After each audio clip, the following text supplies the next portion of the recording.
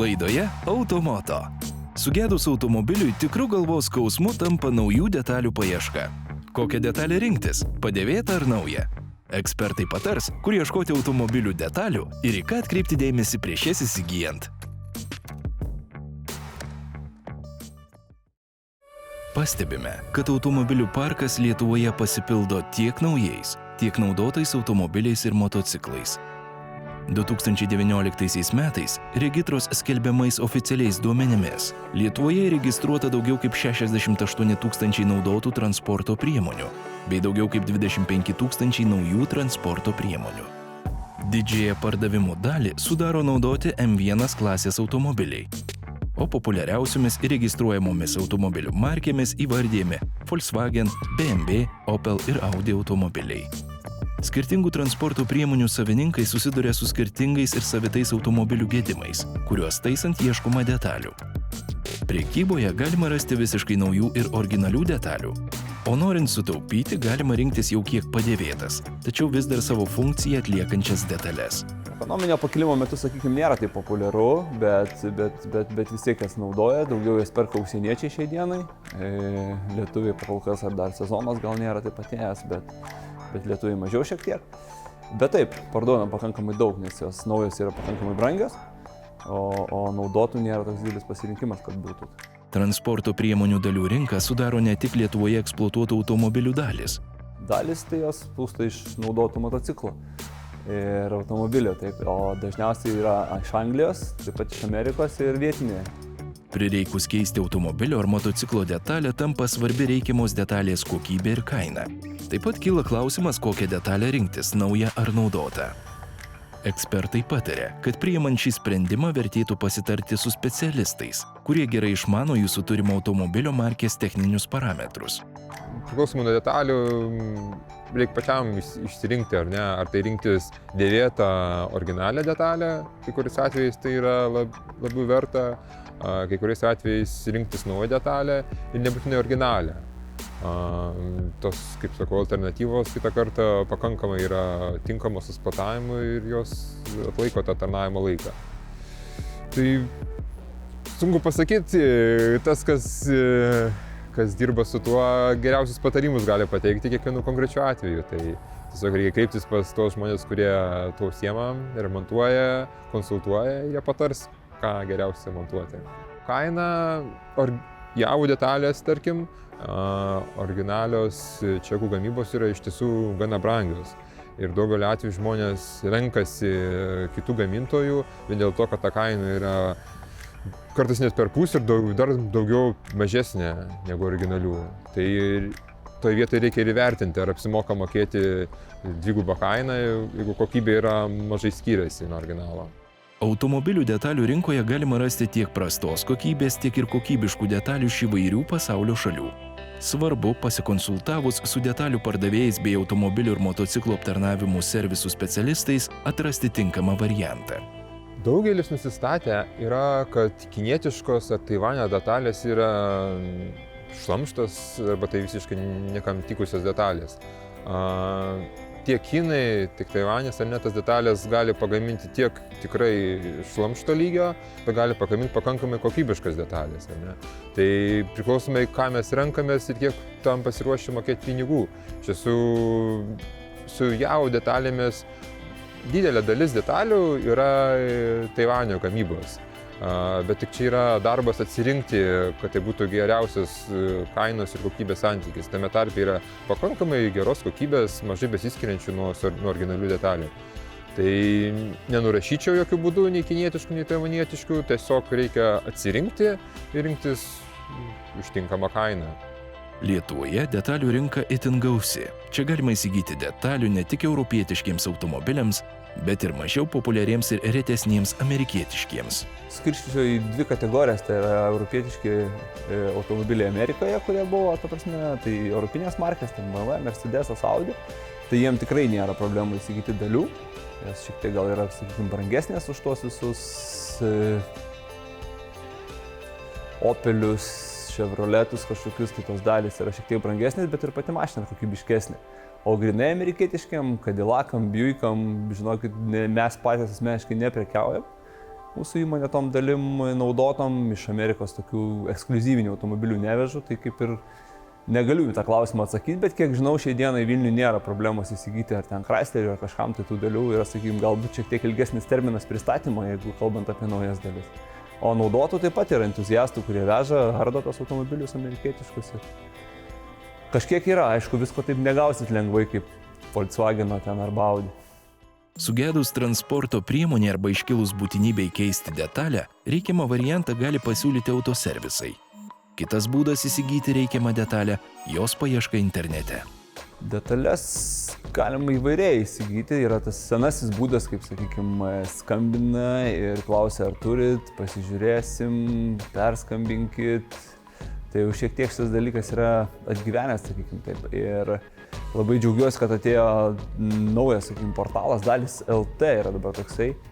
Ir tenais konkrečiai dalys yra po vieną su nuotraukom ir klientui netgi nereikėtų skambinti. Tai yra tokia, sakykime, naujovė, kuri leidžia mums taupyti nemažai žmogiškųjų resursų.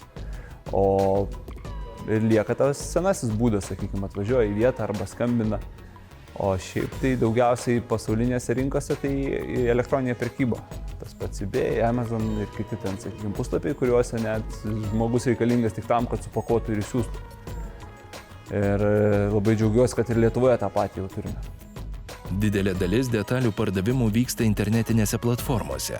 Paskutiniuosius metus, sakykime, imant 3 metus, tai kasmet prisideda po 20–30% tarpe elektroninės prekybos ir manau, kad šiai dienai jau turim daugiau nei 50% prekių parduodamų per elektroninę prekybą, o ne vietoje. Jeigu internetu įsigyta detalė nėra tinkama, yra siūloma prekės grąžinimo paslauga ir pirkėjo sumokėti pinigai yra grąžinami. Dalis tada siunčiama atgal, klientas siunčia dalį atgal ir grąžiname pinigus, ta prasme, tai visi mokėjimai eina per bankus, sakykime, per mokėjimo platformas, tai lygiai taip pačiai ir gauna visus pinigus atgal. Mes bet kokiu atveju, kad ir turim teisę pagal kažkurias įstatymo grafas, sakykime, elektronikos prekiam kitom nesuteikti garantijos arba specialiai išardytam arba užsakytai dalį, sakykime, vežama iš užsienio nesuteikti garantijos. Mes bet kokiu atveju visom dalim suteikiam garantiją pastatymui, o kitom dalim suteikiam garantiją mėnesį, nes numatyta tvarka yra 2 savaičių. Plečiantis detalių rinkai, Lietuvoje atsiranda vis daugiau internetinių svetainių, kuriuose parduodamas automobilių detalės galima apžiūrėti nuotraukose, įvertinti jų būklę ir jei ši pirkėjų tinkama, iškart ją įsigyti.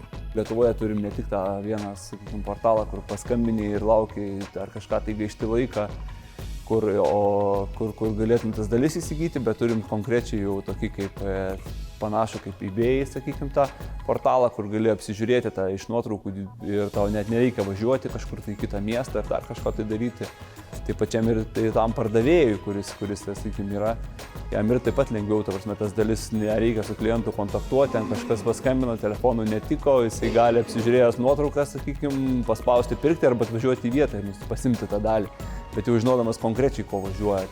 Tai paskutiniu metu tas dalykas mus Lietuvoje, kaip ir sakykime, net nustebino, kad tokį gerą produktą sukūrė. Visgi įsigyjant detalę internetu iš neoficialaus gamintojo, prekę reikia rinktis itin atsargiai ir įsitikinti, kad siuntėjas yra patikimas ir atsakys už jos kokybę. Aš pats jau prekiauju apie 10 metų, tai per tą laiką daug visokių esu turėjęs detalių, kai kurių tiesiog atsisakiau ar tikėjau tiesiog, nes pats įvertinu, pats važinėju su tom javom, pats jos ir naudoju, pats eksploatuoju, tai pats ir matau, ar ta detalė verta naudojimo, ar aš ją noriu parduoti klientui.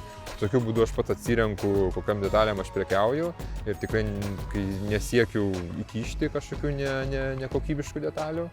Tai tiesiog tai, kaip pasakyti, čiupinėjimo būdu belieka įvertinti ir eksploatacijos būdu įvertinti, ar tos detalės yra pakankamai kokybiškos. Jeigu per klaidą į pirkėjo rankas patenka nekokybiška ir netinkama detalė, dauguma automobilių detalių prekeivių yra visuomet pasiruošę ištaisyti klaidą, išvengiant galimų konfliktų. Kaip ir visuose darbuose pasitaiko konfliktinių situacijų, bet turim įmonės politiką, kad, sakykime, konkrečiai mūsų įmonėje mes konfliktus išsprendžiame vietoje su kompensacija, su, sakykime, su galima čekis galimas arba nuolaida kitam kartui pirkimui, arba kažkokių priedų pasiūlom įsigyti, ta prasme, arba netgi duodam ten tepalų, filtrų, kad tik tai būtų patenkinti klientai. Nors naujos detalės įsigijimas dažnai mums asocijuojasi su patikimumu, ekspertai sako, kad kartais panaudotos detalės nėra blogas sprendimas. Pasirinkimas gali priklausyti ir nuo reikiamos detalės paskirties. Guoliai šiaip nėra, žinokit, labai didelio skirtumo, sakykime, naudotas guolis reikia žiūrėti, kad jisai būtų svarbiausia nesurūdėjęs ir tvarkingas, tai tada galima tikrai dėti, jie ten nėra motociklų tokias ridas, kad jau būtų susidėvėję, o guoliai yra tikrai japoniški dažniausiai ir jie kokybiški, tai tos guolius kiek parduodam, tai grąžinimų tikrai procentaliai iki procentą yra maksimum. Tai sakyčiau, filtrų nedėčiau tų naudotų, o visos kitos dalys, jos kuo puikiausiai tinka ir naudotos, tos pačios padangos, ratlankiai, žibintai, stabdžių diskai. Stabdžių diskų nerekomenduočiau dėti ir kaladėlių naudotų, jeigu jie yra stipriai sunaudoti, o jeigu yra apynaujai, tai jokių problemų. Keičiantis metų laikams, vairuotojai suskumba keisti automobilių padangas. Per pastaruosius keletą metų išryškėjo tendencija, kuomet vairuotojai yra linkę pirkti naujas padangas, taip užtikrindami savo ir keleivių saugumą. Padangos, tai, sakykime, anksčiau žmonės labai sunkiai linkdavo link naujų padangų, rinkdosi dėvėtas. Šiai dienai jau renkasi dauguma naujas padangas. Dabar jau grinai šiandien, sakykime, tai jau renkasi ne tik kad naują, bet ir kad būtų pagaminta šiais arba praeitais metais, kad nesenesnė. Tai tiek mes jau esam patobulėję, kad jau rūpi ne tik tai, kad tai nauja, bet kad dar ir nesena padanga būtų. Tiesa, sugedusias automobilių dalis galima ne tik pakeisti naujomis, yra galimybė ir restauruoti važiuoklės bei variklio detalės. Jau rinkoje restauruotų detalių, tai alkūnius velnius variklių restauruoja, ar ne? Tai irgi labai geras variantas yra įdėti tam besusidėvėjusius elementus pakeisti naujais, o patį tą konstrukciją palikti, ar ne? Daugelį atvejų jos keičiamos, todėl kad restauravimo mažai yra. Svarbu atsižvelgti į aplinkosaugos reikalavimus ir nebetinkamomis eksploatavimo automobilių ir motociklų detalėmis ir padangomis pasirūpinti taip, kad šios neterštų mūsų aplinkos. Spalvotieji metalai, judėjai metalai, tai juos priduodam į metalo supirkimo punktus atiduodam. Tokius, sakykim, kaip salonus juos superka rytų rinka, tai Kazachstanas, Baltarusija daugiau, jie ten, sakykim, pas save persidarinėja tuos paprastus salonus į tuos europinius geresnius, sakykim, taip. Ten tikrai, palyginus su mumis, tai ten ką išdarinėja su tais visais perdarimais, pritaikymais, tai gražu žiūrėti iš tikrųjų, kaip jie padaro iš ten kažkokios tai Chevroleto supuvusio, sudeda audinius BMW salonus, kad ir senesnius šiek tiek panaudotus, bet tą dalyką atiduodam. Paskui yra plasmasė, jinai yra rūšiuojama pagal tam tikrus kodus ir jinai taip pat yra jau dabar panaudojama antrą kartą ir jie superka, netgi moka kažkiek tai už kilogramą. O jau visiškas tas atlikas, sakykime, tokius kaip tepalus priduodam antrinio perdirbimo įmonėm. Siūlau, rekomenduoju naudoti jau antrinės, sakykime, taip, žaliavas, antrinės tas dalis, kurios jau vieną kartą buvo panaudotos, taip mažiname tą gamybą, gamtinių išteklių naudojimą ir atliekų kiekį mažiname. Įvykus automobilio gedimui ir prireikus vienos ar kitos automobilio detalės, šią nesunkiai galima įsigyti jau tą pačią dieną. Svarbu pasitarti su automobilio žinovais, kurie tinkamai įvertintų situaciją, tuomet atliktų nuodugnę paiešką bei įsitikinti, kad išsirinkta detalė yra sertifikuota. Teisingas detalių pasirinkimas leis eksploatuoti jūsų transporto priemonę saugiai ir atsakingai.